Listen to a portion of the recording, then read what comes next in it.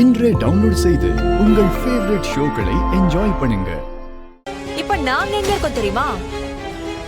பண்ண வீட்ல.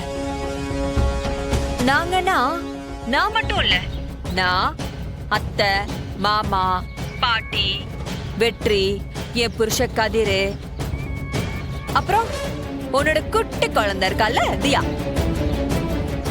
எல்லாரும் வந்திருக்கோம். உனக்கு டவுட்டா இருக்கா?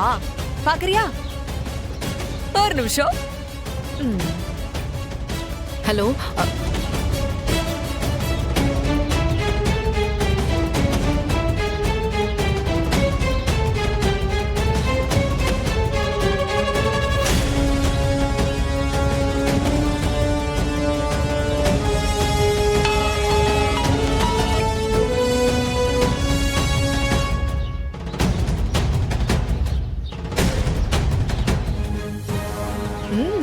என்ன பாத்தியா?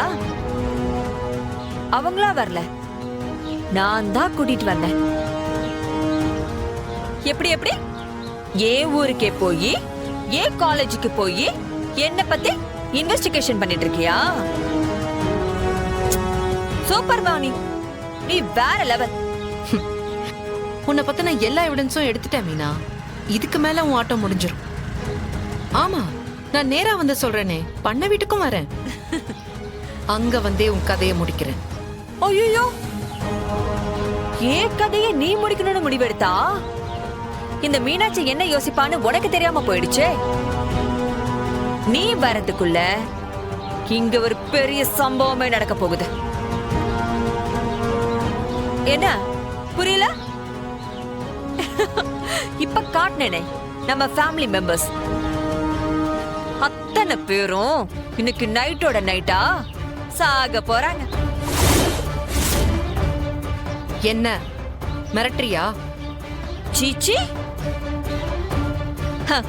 இந்த மீனாட்சிக்கு மிரட்டுறது, பயமுறுத்துறது இதெல்லாம் சுத்தமா பிடிக்காது. நாம எப்பவுமே டைரக்டா சம்பவம் தான். சம்பவம் பண்ணிட்டு சைலண்டா இருப்போம். இத்தனை வருஷமா நான் இந்த வீட்ல இருக்கேன், என்னை பத்தி யாருக்குமே தெரியல பாத்தியா? நான் எவ்வளவோ இந்த மாதிரி எல்லாம் பண்ணிருக்கேன்.